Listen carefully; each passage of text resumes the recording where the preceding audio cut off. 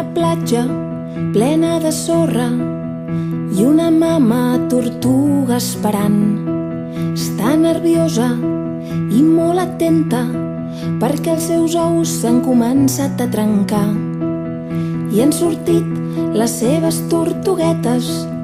que esperava des de feia tant de temps, totes verdes i totes petitetes, esperant, contentes i impacients,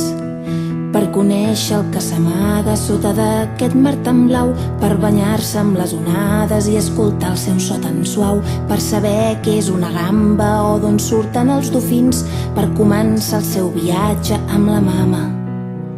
mar endins.